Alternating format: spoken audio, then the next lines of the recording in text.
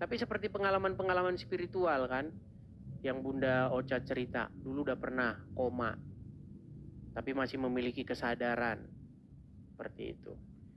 Apakah itu adalah roh, spirit, atau itu adalah sisa-sisa energi yang masih ada di dalam batang otak kita, atau bagaimana, itu semua masih dalam pengkajian.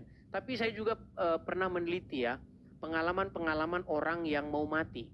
Ternyata itu bukan hanya terjadi di Indonesia. Saya pernah mengkaji satu kajian apa yang terjadi sebelum orang mati. Ternyata ada hal yang sama gitu. Jadi sebelum orang mati itu biasanya dia itu didatangi sama orang-orang yang sudah mati. Begitu. Beberapa hari sebelum orang mati, ada orang mati yang datang ke rumah ngetok pintu. Terus si orang ini bilang, si Anu datang. Si siapa begitu. Dia nyebutin orang-orang yang udah mati. Nah, apakah itu halusinasi ataukah itu benar-benar spirit membuktikan bahwa memang dunia setelah kematian itu sungguh-sungguh ada? Itu pernah juga saya kaji seperti itu. Iya. Karena ternyata hal itu terjadi dan mereka nggak janjian. Orang di Indonesia nggak janjian sama orang di Amerika, nggak janjian sama orang di Afrika, tapi ceritanya sama. Mereka didatangi sama orang-orang yang sebelumnya mereka kenal dan sudah mati. Gitu. Sebelum mati orang ceritanya kayak begitu. Seperti itu. Iya, Bunda juga didatengin sama ayah Bunda gitu kok. Jadi Bunda waktu itu berpikir, mungkin saya udah waktunya kembali gitu. Jadi waktu itu juga Bunda berdoanya ketika sadar, ya Tuhan kalau memang, ya Allah kalau memang ini sudah waktunya, insya Allah hamba ikhlas gitu kan, udah siap. Tapi kalau belum waktunya, beri kesempatan hamba untuk sembuh, insya Allah hamba akan menjadi orang yang lebih baik. Itu memang, cuman ada beberapa pertanyaan Bunda yang nggak terjawab gitu sampai sekarang. Ya itulah.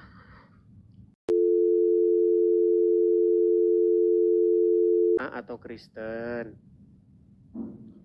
Ya Muslim lah kan, pakai kerudung. Muslim. Bunda Oci, Edis namanya Bunda Oci. Edis tuh seusia dengan anaknya Bunda. Oh begitu. Ya, baiklah Bunda Ocicit. Apa yang ingin mau Anda utarakan ini? Ya sebetulnya Bunda itu tuh, nih Pantona tutup lah nih, nanti bilang Bunda ada tamu gitu. Ntar ya. Sebetulnya Bunda tuh udah 3 minggu itu nggak sengaja medis terus kok seneng ya, terus banyak yang benar gitu, terus gimana ya kaget aja jadinya, karena selama ini kan yang Bunda imani, bukan imani sih, yang Bunda ikuti itu kan Al-Quran. Bunda tuh nggak pernah lihat hadis-hadis, memang agak nggak setuju sih dengan ada beberapa hadis yang kadang-kadang aneh gitu kan. Misalnya apa saja itu Bunda? Ya itu contohnya yang suka dibahas kayak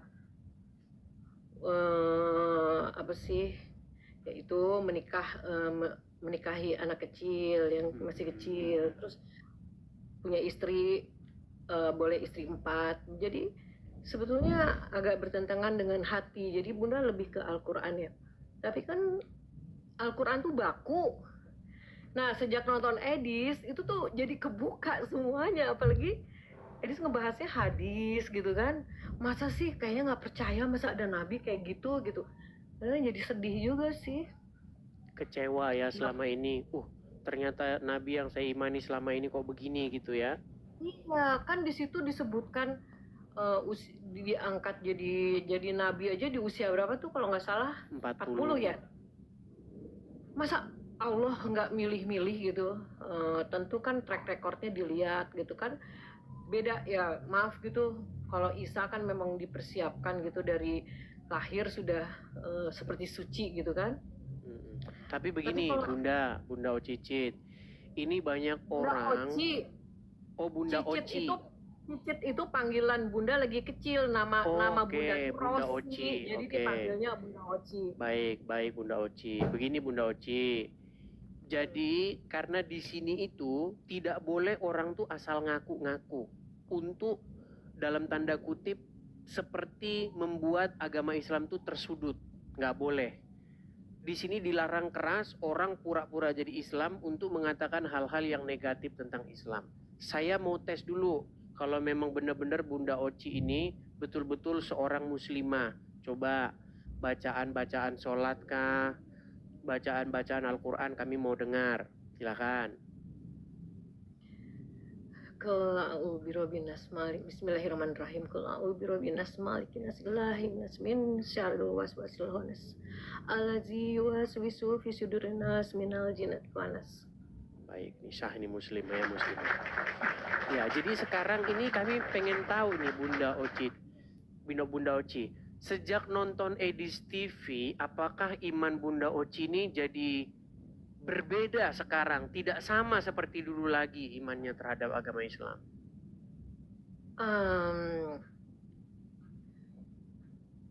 Gimana? Bukan mungkin masih agak shock aja kalau dengar-dengar cerita tentang hadis ya yang tentang Nabi Muhammad gitu. Memang Bunda juga kalau bulan puasa kan tadarus gitu. Sekarang udah masuk tadarusnya kan biasanya Al-Qur'annya gitu kan bahasa Arabnya.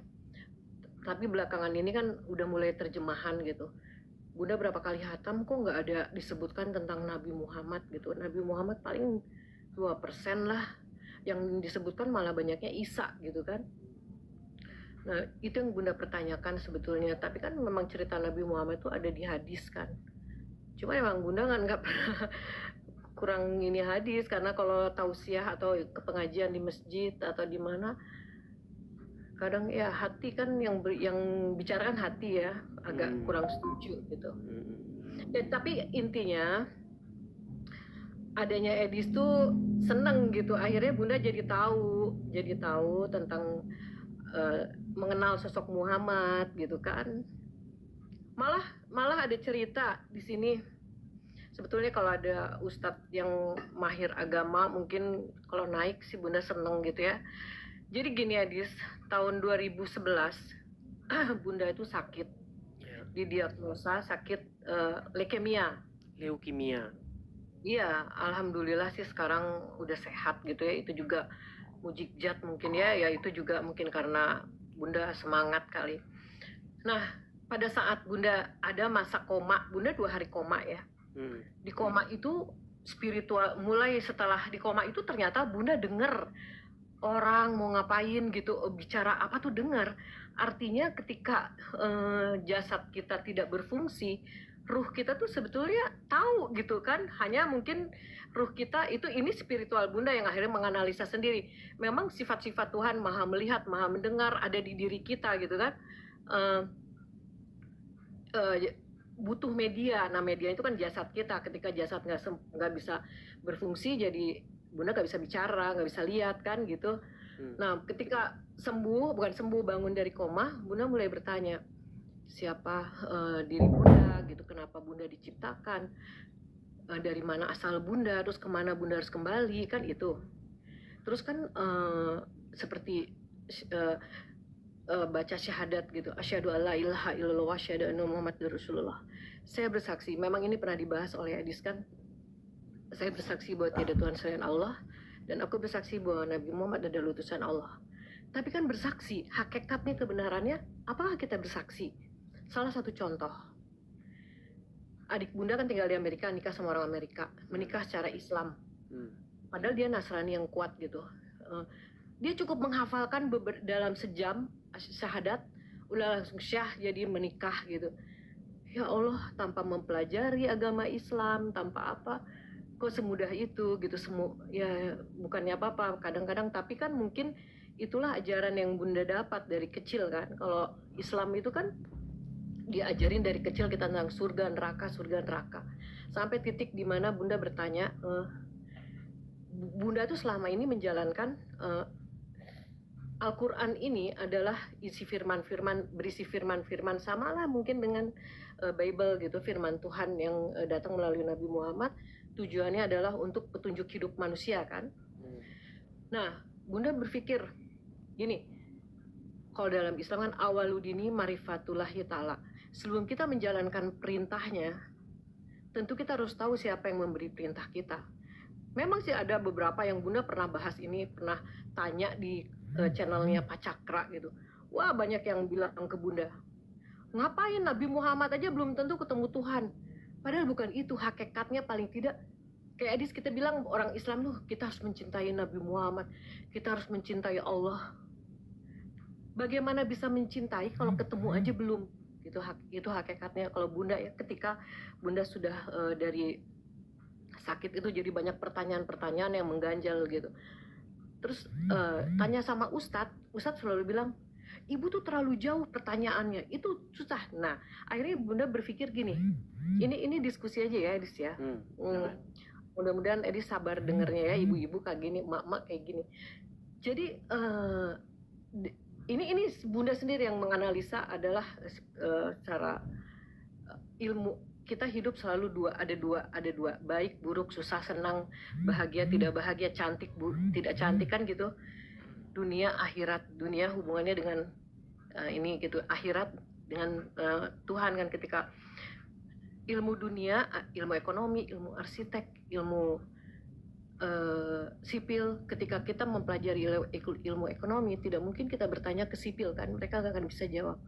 Sama dengan ilmu akhirat. Hadis di Muslim ini ada ilmu fikih kan, tarekoh, hakikat gitu kan, ada ilmu-ilmunya juga.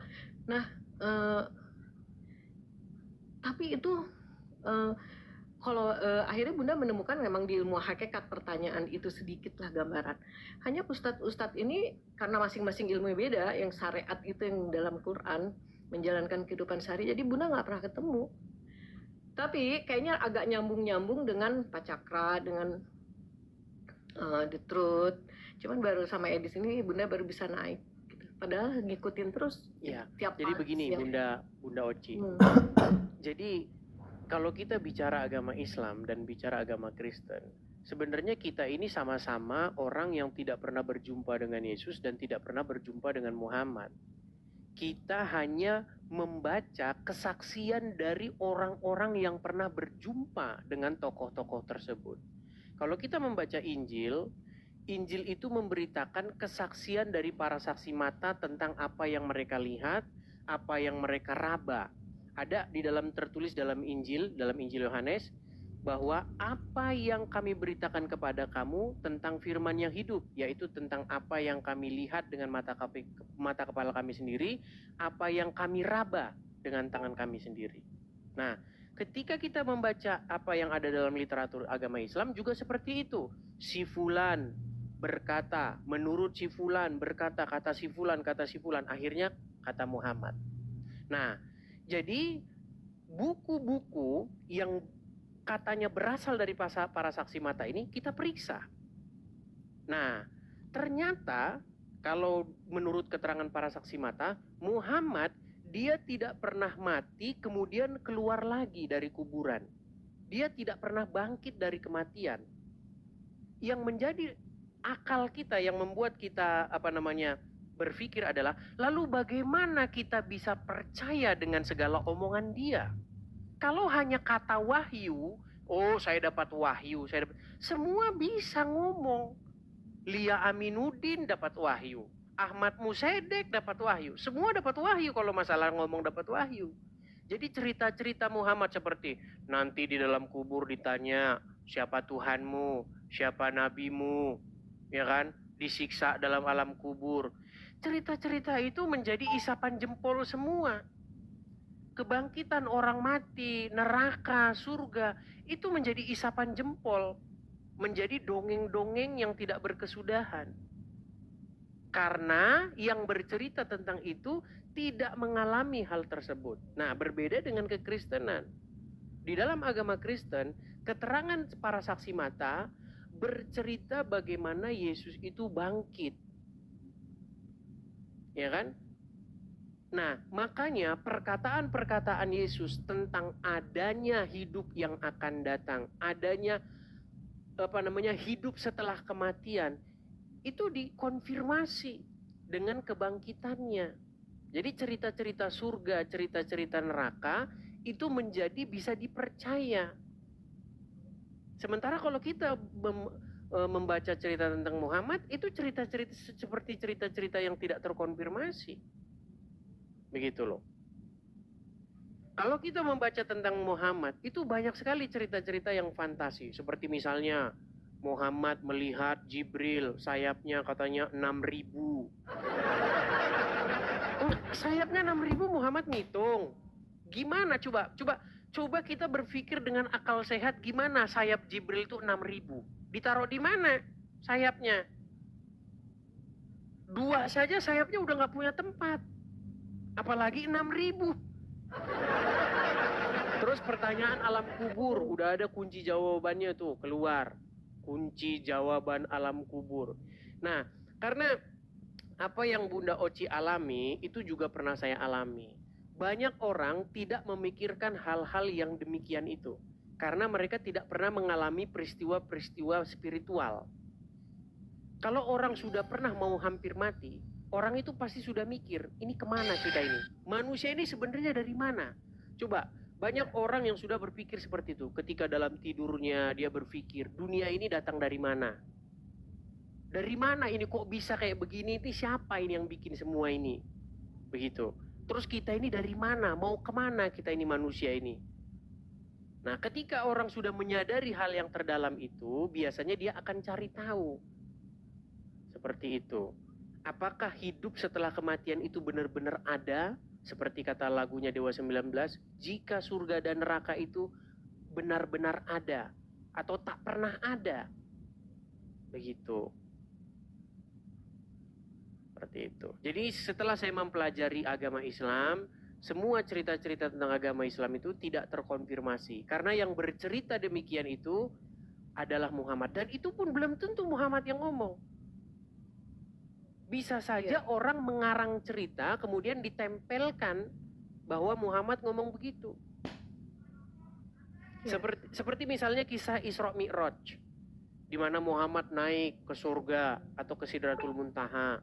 Kemudian dia disuruh sholat. Wahai Muhammad, sholatlah kamu 50 kali sehari.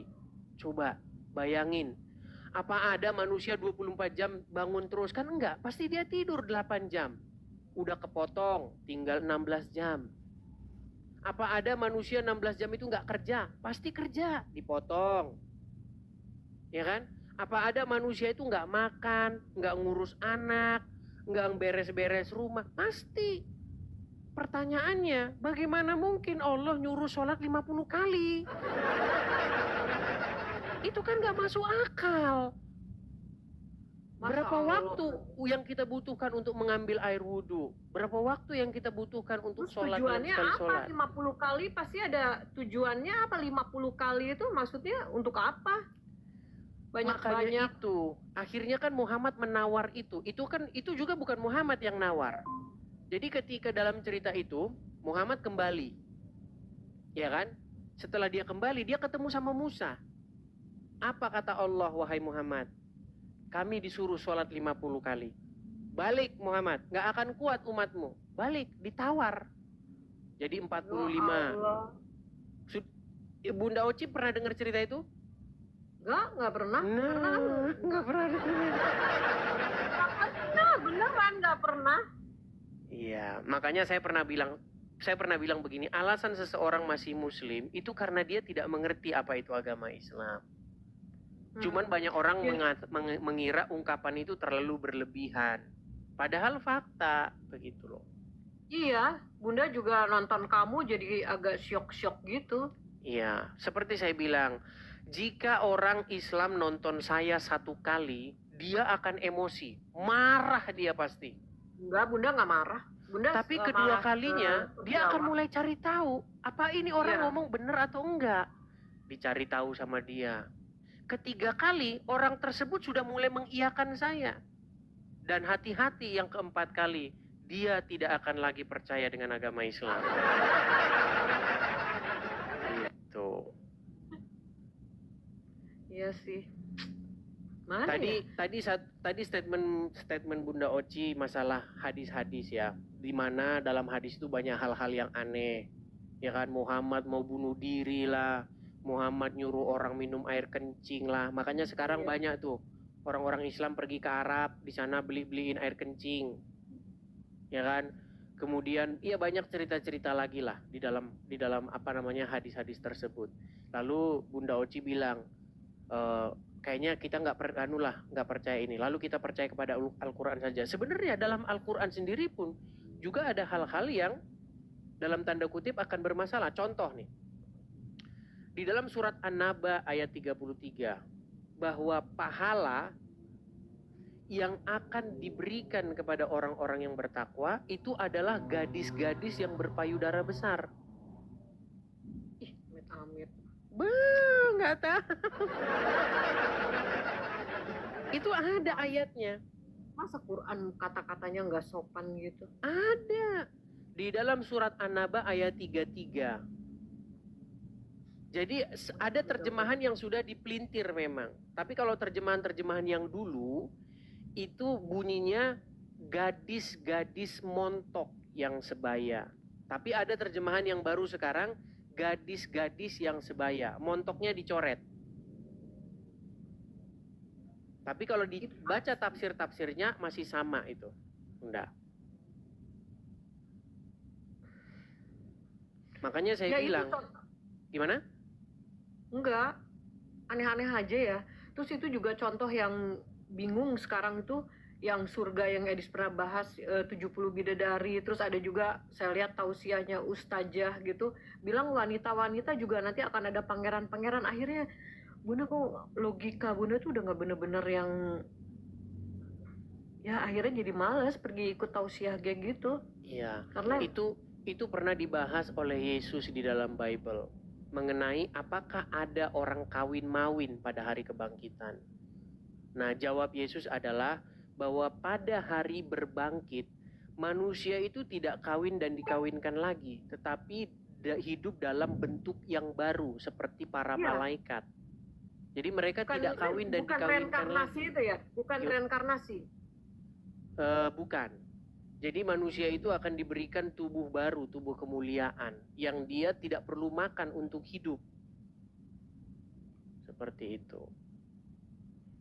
Ya walau alam ya, kalau udah meninggal. Ya, karena makanya seperti itu. Cerita-cerita tentang yang terjadi setelah kematian, kita nggak bakal tahu. Karena kita belum pernah ke sana. Makanya yang cerita tentang itu adalah yang pernah mengalaminya, yaitu Yesus, begitu. Nah, dalam Injil itu memberi kesaksian tentang kebangkitannya. Seperti itu. Ya, kebetulan kan keluarga Bunda juga kan moderat, jadi ada yang campur, ada yang Protestan, ada yang Kristen Protestan, ada yang Katolik, ada yang Islam gitu kan. Jadi udah nggak asing sih sebetulnya, kita sering berbagi juga gitu. Tapi ya memang sih kagum sih ketika waktu ada huru-hara gitu kan, saudara Bunda kan ada yang Kristen gitu kan, ada yang Kristen. Mereka berdoanya tuh ya ampunilah mereka karena mereka tidak tahu apa yang mereka lakukan. Itu Bunda tuh tersentuh gitu, kok nggak kayak kita nih kalau disakiti malah kayak lebih emosi gitu kan. Dan Bunda juga sering lihat debat-debatnya Edis sampai ya ampun, sampai emosi, jadi malu ngelihatnya. Tapi Bunda bangga sama Edis bisa kontrol, dan Bunda sampai bilang, sampai orang Kristen bangga punya Edis gitu. Jadi begini, banyak orang mengkritik ajaran kekristenan begini. Kristen itu ya diajarin nggak balas katanya. Masa dianiaya nggak balas? Masa dijahatin nggak balas? Kalau Islam nggak seperti itu, Islam harus balas. Gini, kita ini kalau ngomongin balas-balasan, nanti nggak ada ujungnya. Makanya peperangan itu saling bertumpahan darah yang tidak ada ujungnya, permusuhan yang tidak pernah berakhir, itu adalah yang saling balas-membalas. Contoh, keluarga A, ya kan, menyakiti anaknya keluarga B. Sesuai dengan ajaran Islam, balas. Kalau dibalas mereka sakit lagi, balas. Jadinya dendam kesumat, turun temurun. Cucu-cucunya juga ikut saling balas-membalas. Begitu loh. Kalau kita nurutin emosi, kita nggak selesai. Kenapa sih orang mengangkat parang kemudian membunuh orang? Karena dia nurutin emosinya.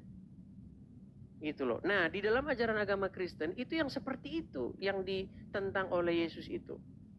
Kalau kamu hanya berbuat baik terhadap orang yang berbuat baik kepada kamu, berarti itu namanya impas. Contoh, orang sudah baik sama kita, kemudian kita baik sama dia, artinya impas, nggak punya kelebihan. Tetapi kalau orang jahat sama kita, tapi kita balas dengan kebaikan, nah disitulah kelebihannya, begitu loh. Kalau nurut-nurutin balas-balasan ya nggak ada ujungnya.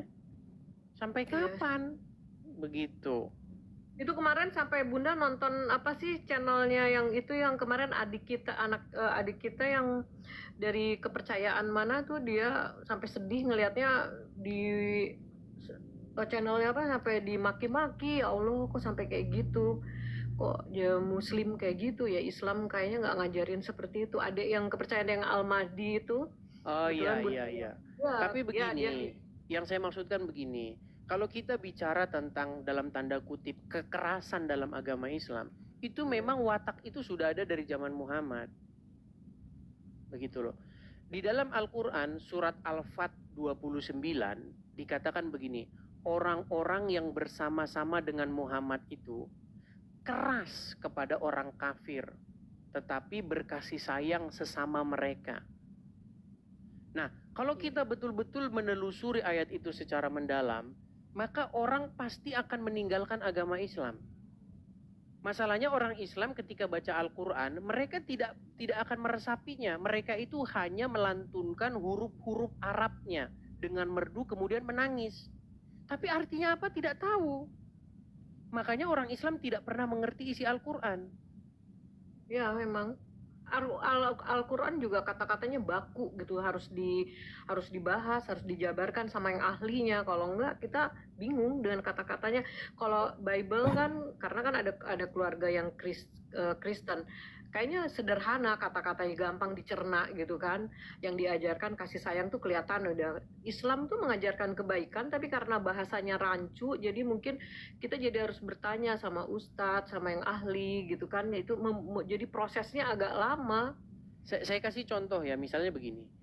Di dalam Quran surat Al-Fat 29 dikatakan orang-orang yang bersama-sama dengan Muhammad itu saling berkasih sayang sesama mereka. Tapi sejarah Islam membuktikan bahwa orang-orang yang bersama-sama dengan Muhammad itu tidak saling berkasih sayang sesama mereka, tetapi mereka saling membantai. Setelah Muhammad meninggal, terjadi pertikaian internal umat Islam.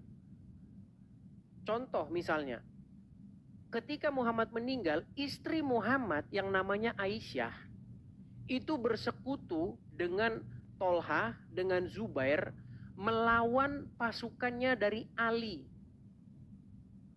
menantunya Muhammad. Jadi istrinya Muhammad ngelawan menantunya Muhammad. Itulah yang terjadi dalam perang Jamal, disebut perang Jamal. Karena Aisyah dan para pengikutnya itu mereka menunggangi unta. Jamal itu artinya unta.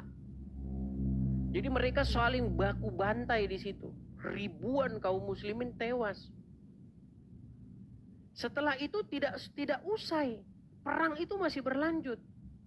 Terjadi perang Siffin, perang antara kelompoknya Muawiyah, pengikut Muhammad, dengan menantunya Muhammad, yaitu Ali ibn Abu Thalib.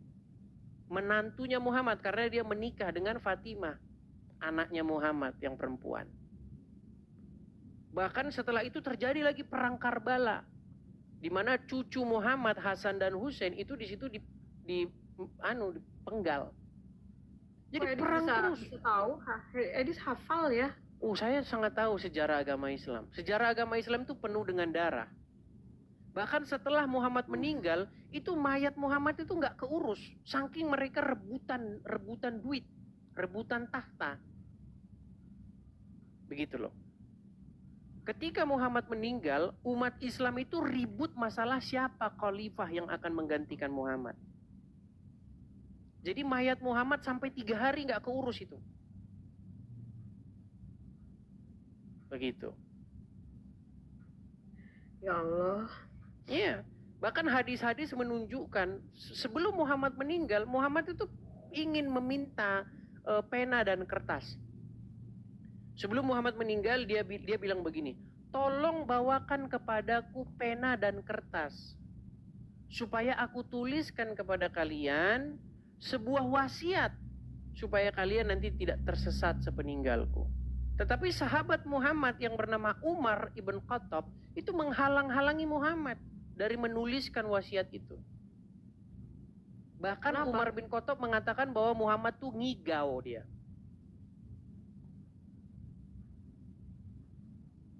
Kenapa Umar menghalangi? Karena menurut orang-orang Syiah, Umar itu ingin menghalang-halangi Muhammad menunjuk Ali ibn Abu Thalib sebagai penerus dia. Makanya orang Syiah dengan orang Sunni itu nggak akur. Karena menurut orang Syiah, seharusnya Muhammad itu ingin menuliskan bahwasanya menantu dia, yaitu Ali ibn Abu Thalib, yang menjadi khalifah. Seperti itu. Nah, itu ada ayat-ayatnya dalam Al-Quran di mana Muhammad itu mengancam dua istrinya. Di dalam surat Al-Ahzab itu. Surat Al-Ahzab ayat yang ke Al-Ahzab atau At-Tahrim itu. Ayat yang keempat. Bagaimana di situ, jika kamu berdua bahu-membahu menyusahkan Nabi, maka ketahuilah bahwa para malaikat, Jibril, orang-orang mukmin akan membantu Muhammad. Ini bawa keluar dulu nih, Ben. Ya itu panjang cerita itu. Kalau orang-orang Muslim awam memang banyak tidak tahu itu, begitu. Enggak, memang Bunda cerita-cerita Nabi Muhammad tuh karena kan di pengajian aja perdebatan hadis tuh kan ada gitu, jadi Bunda malas nih sahih apa enggak gitu, apalagi dengar cerita-cerita seperti itu kan, jadi nggak terlalu. Jadi yang Bunda jalani adalah berusaha berbuat baik aja, menjaga hati supaya tetap baik gitu, positive thinking. Jadi hanya itu aja. Tapi untuk hal-hal yang lain lebih jauhnya justru Bunda taunya setelah nonton channelnya Edis. Iya, padahal kalau dalam agama Islam tidak seperti itu. Dalam agama Islam itu yang penting mengucapkan 2 kalimat syahadat, maka orang tersebut masuk surga. Walaupun dia berzina, walaupun mencuri, masuk surga. Yang penting 2 kalimat syahadat itu. Makanya bertentangan begitu. Padahal tadi Bunda nonton diskusinya Edis yang mengenai pakaian kita di mata Tuhan itu kan hati. Itu Bunda setuju banget, bukan pakaian kita atau cara kita berpakaian. Jadi betul gitu kan, ngapain kita lihat casingnya gitu kan. Betul. Terus jadi di dalam Al-Quran itu ada ayat yang berkata, sebaik-baiknya pakaian itu adalah takwa, ketakwaan. Menurut Al-Quran itu.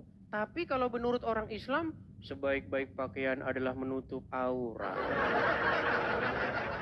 Tiap hari yang dibahas orang-orang Muslim itu. Jadi hijrah itu adalah definisinya menutup aurat. Itu definisi hijrah. Iya. Apakah Anda sudah menutup aurat belum? Bangga banget kalau menutup aurat. Tapi yang di dalam pikiran mereka aurat itu hanya rambut saja, rambut kepala. Padahal hakikatnya yang ditutup itu hati kita ya, dari nafsu jahat. Rambut, Allah menciptakan, Tuhan menciptakan sesuatu pasti ada manfaatnya kayak rambut. Jadi sebetulnya kayak hijab gini bukan ukuran ketakwaan ya seseorang. Betul sekali.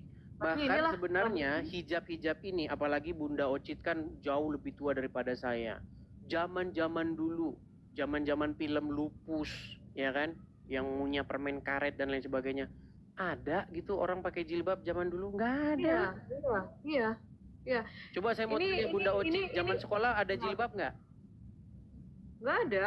Jadi ini budaya Islam, budaya Arab yang diadopsi sama kita, akhirnya diterapkan oleh ulama-ulama supaya berhijab.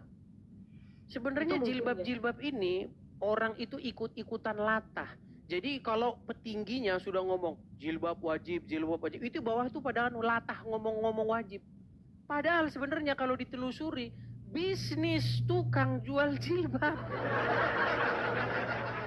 Iya, nggak ada dulu perempuan-perempuan pakai jilbab itu, nggak ada. Gitu loh. Tapi benar jadi boros beli jilbab mulu pas Iya, baru. jilbab Ya terus. Allah. Makanya setiap hari wajib tutup aurat. Sejak kapan rambut itu jadi aurat? Quraisy Shihab pernah Ya. ngomong bahwa apakah rambut itu termasuk aurat? Itu ulama itu masih berselisih pendapat. Kalau Tapi yang kan pasti sekarang aurat itu sudah pasti aurat ini. Ya. Kemudian yang di atas lutut, kalau itu saya setuju. Saya setuju tuh Quraisy Shihab, saya suka dengan beliau. Tapi kan sekarang di Arab Saudi sendiri tidak diwajibkan wanita berhijab. Bayangin Iya. coba.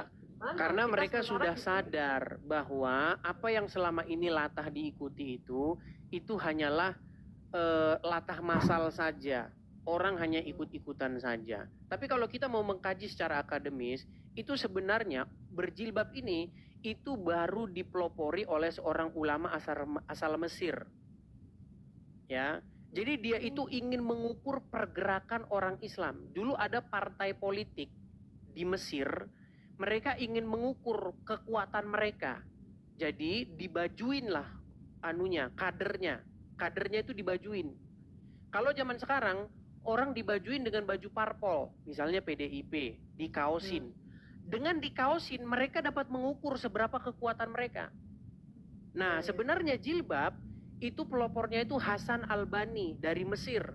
Mereka ingin mengukur kekuatan umat Islam, makanya perempuannya digituin, ditutupin kepalanya, begitu. Itu aslinya seperti itu.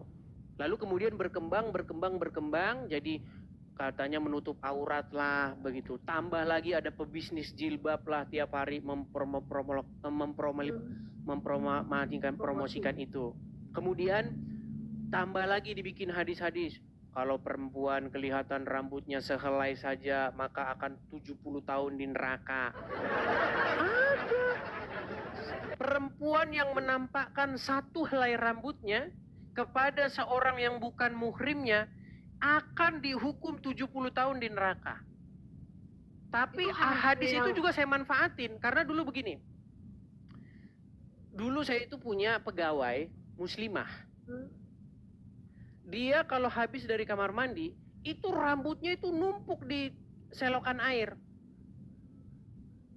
Saya bilang sama dia, kamu tahu nggak, menurut hadis satu helai rambut wanita itu akan 70 tahun neraka.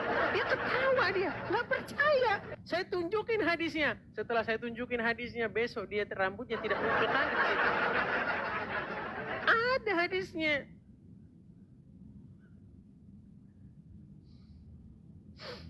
Ya Allah, nggak kayak kemarin aja waktu sholat ya. Contoh apa, semoga aja bisa diperbaiki itu ya. Mungkin nggak sih kalau diperbaiki kayak gitu, aturan kayak gitu, kayak Bunda juga tadi lihat yang Edis membahas duduk gitu, duduk tahiyat itu. Tahiyat awal dengan tahiyat akhir gitu, dan yang mirisnya muslimnya si bapaknya nggak bisa jawab, itu sedih, dan Bunda juga nggak tahu gitu Bunda yang lakukan. Bunda pernah sholat dulu di kilometer berapa, mau kelihatan rambut sedikit itu disuruh ulang sama teman Bunda yang, kamu lu nggak sah, kenapa rambut lu kelihatan. Tapi kita nih kayak udah kayak robot kali, udah kayak langsung kita sholat lagi sepertinya, aduh udah selesai, ini maksudnya apa ya gitu. Ini kayak rambut kelihatan sedikit aja katanya nggak diterima. Tapi setelah Bunda melalui sakit itu, Bunda bertanya, sepertinya dengan Tuhan itu nggak ada ukuran waktu, nggak perlu harus subuh, duhur, asar, maghrib, isya gitu kan. Terus bahkan itu yang Bunda pelajari agama pun, kita sholat isya itu nggak bisa, ya kan, artinya kita juga mengimani gitu kan. Nah, nggak ada ukuran waktu gitu, kenapa harus ada waktu, kapan aja kita bisa ingat sama Tuhan gitu kan. Nah Ya. itu kadang-kadang. Jadi kalau kita berbicara tentang agama Kristen, Bunda Oci, ya, jadi kekristenan itu bukan soal gerakan-gerakan badan. Datang kepada Tuhan itu itu bukan bawa gerakan begini, kalau begini dikit terus Tuhan nggak senang, oh salah, harus gini. Oh salah, ada yang gini, kan banyak itu takbiratul ihram itu kan, ada yang bilang begini, ada yang segini, ada yang di depan begini. Fungsinya apa sih? Masa Tuhan senang sama yang begini-begini? Coba kakinya harus ditekuk begini, kan ada itu salah satu VT saya upload kan. Sepertinya itu bikinan deh, kayaknya ciptaan siapa pasti ada yang mengajarkan harus begini. Sepertinya bukan perintah kayaknya. Iya, makanya saya dalam video itu kan saya bilang begini, kalau Tuhan di dalam Bible itu melihat hati, tapi Tuhan di dalam Al-Quran melihat kaki. Kalau kakinya salah duduk begini, nggak sah. Setuju, betul. Tuhan melihat hati kita. Iya. Nggak melihat. Padahal bagi pengabdian ibadah yang sejati itulah adalah bagaimana kita membuat Dia itu memerintah di hidup kita. Jadi dalam agama Kristen itu ada yang namanya Holy Spirit atau Roh Kudus. Nah, Roh Kudus itu adalah roh yang daripada Tuhan, ruah yang daripada Tuhan, yang ditempatkan di hati orang untuk memerintah orang itu. Jadi ketika roh Tuhan itu tinggal di hati seseorang, maka roh itulah yang akan menuntun langkah kaki orang tersebut kemana dia akan melangkah. Begitu. Makanya ada yang disebut itu dengan Holy Spirit itu. Nah, bagaimana ibadah yang sejati? Bagaimana kita membuat Tuhan itu berdaulat atau menjadi raja di hidup kita, memerintah hidup kita. Ketika Tuhan memerintah hidup kita, tangan kita tidak akan mengulurkan terhadap barang yang bukan milik kita. Kaki kita tidak akan melangkah ke tempat-tempat kejahatan. Karena roh Tuhan memimpin kita. Ada lagunya itu. Tiap langkahku diatur oleh Tuhan, sebab tangan kasih-Nya membimbingku. Ada lagunya. Nah, setelah saya dalami agama Islam, di dalam agama Islam pun itu berbicara mengenai bagaimana Allah itu memerintah. Jadi Allah menjadi raja di hati Dia. Tapi caranya harus dengan menempatkan Muhammad di situ. Jadi Muhammad harus memerintah di hati seseorang Muslim. Makanya kalau orang Muslim sudah dikendalikan oleh Muhammad, ya seperti itu. Duduknya harus begini tangannya, tangannya harus begini, jarinya begini, ya kan? Kemudian kalau punya duit harus ke Arab, nyium-nyiumin batu di sana, melempar-lemparan batu. Itulah ketika Allah dan Muhammad memerintah di hatinya. Makanya saya sering bilang, 2025 ganti Tuhan. Jangan lagi Allah dan Muhammad yang berdaulat, yang memerintah di hatimu. Tetapi biarlah Yesus dan Roh Kudus, Bapa, Yesus dan Roh Kudus yang memerintah di hati seseorang. Karena kita tidak berjumpa dengan Bapa, kita tidak melihat Yesus. Tetapi kita sekarang ini, zaman sekarang ini zamannya pencurahan Roh Kudus. Supaya roh Tuhan itu memerintah di hati seseorang. Begitu. Makanya sering saya bilang 2025 ganti Tuhan. Dulu kan mereka ada tagar tuh 2019 ganti presiden, tapi gagal kan? Sampai siapa itu yang ininya besar itu, siapa itu? Yang ya Allah kami khawatir tidak ada yang menuhankan Engkau lagi. Siapa namanya teman-teman di kolom komentar? Siapa sih? Siapa? Itu yang perempuan-perempuan yang bersama-sama dengan Habib-Habib. Bukan, ada perempuan. Neno Warisman. Oh. Iya kan? Kan doanya kan cetar membahana itu. Ya Allah, jika kamu tidak mendengarkan doa kami khawatir tidak ada yang menyembahmu lagi, ya Allah. Ya itu juga kadang-kadang bingungnya itu di Islam tuh banyak aliran gitu. Jadi aliran yang keras, yang ini sementara ya bunda juga nggak bisa terima, bukan nggak terima ya, hati kayaknya ya kayak mengucapkan Natal gitu kan, apa sih salahnya gitu kan, kenapa sampai MUI juga turun tangan gitu kan, bikin larangan. Sedih sih, sedih. Padahal di dalam Al-Quran ada ayat. Di dalam surat Maryam ayat yang ke-33, surat Maryam ayat 19 ayat 33 itu kalau nggak salah, atau 19, dikatakan selamatlah, kata Nabi Isa itu. Isa berkata, selamatlah ketika aku dilahirkan, ketika aku wafat dan aku dihidupkan kembali. Artinya mengucapkan selamat atas kelahiran Nabi Isa ada dalilnya dalam Al-Quran. Iya, iya. Justru yang nggak ada itu mengucapkan selamat atas kelahiran Muhammad. Emang ada dalam Al-Quran mencatat kelahiran Muhammad? Nggak ada. Bahkan Muhammad tuh hanya disebut 4 kali saja dalam Al-Quran. Ya makanya itu yang bunda cari juga. Sementara kan dalam kamu nih mempengaruhi perasaan bunda nih. Sekarang bunda tuh sensitif banget soalnya. Kamu membuat aku jadi sekarang ngomongnya aja jadi nggak karuan. Dalam surat An-Nisa ayat ke berapa 80 itu kan dibilang mengikuti barang aturan, siapa yang taat kepada Rasul sama dengan mentaati Allah. Kita kan Iya. udah didoktrin seperti itu, jadi otomatis ya ke Nabi itu. Jadi kalau Edis bahas Muhammad drop ya itu dasarnya di situ. Iya. Jadi susah. Dan itu sudah diakui juga Bunda Oci. Ya sedangkan cerita Nabi Muhammad sendiri nggak tahu gitu kan, baru tahu sekarang dari Edis kenapa kayak gitu. Tapi kenapa bisa terpilih? Tapi mudah-mudahan nanti mungkin bunda tanya-tanya juga sama Ustadz, nggak ada yang mau jawab. Selalu mereka bilang ibu tuh terlalu jauh, ibu tuh ini, ibu tuh harus yakin aja ikutin. Ibu susah juga sih. Imani saja gitu ya. Ya pelan-pelan lah. Apa bunda kan belajar, maksudnya banyak masukan dari kamu, dari Pak Cakra, dari mana, seneng aja, makasih gitu kan. Ya. Menjawab sebagian pertanyaan dalam hati gitu.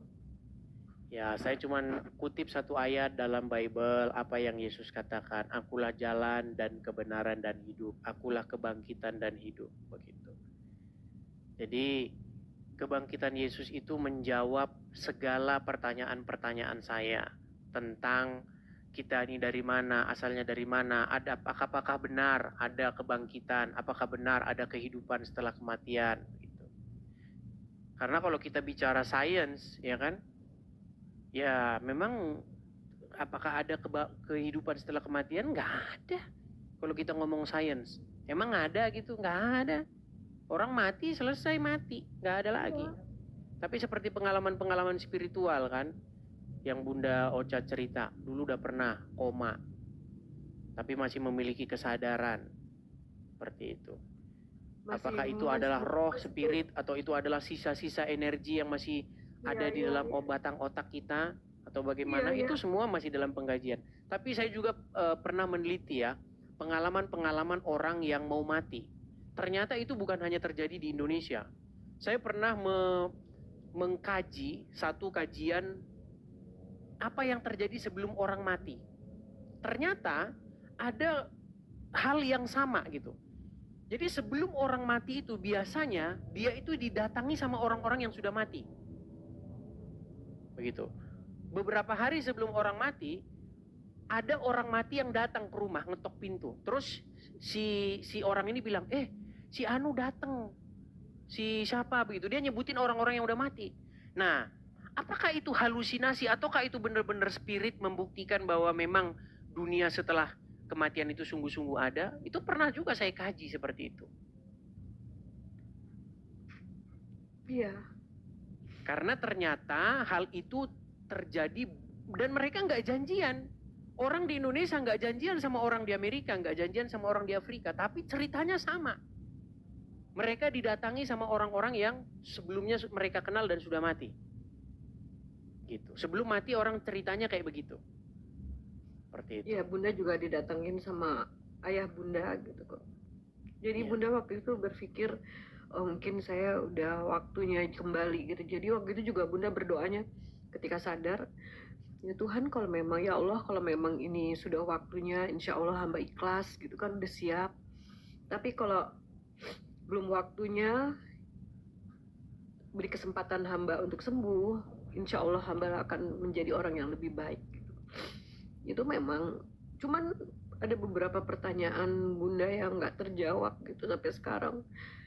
Ya itulah. Ya, maaf ya. Belajar pelan-pelan lah Bunda Oci ya.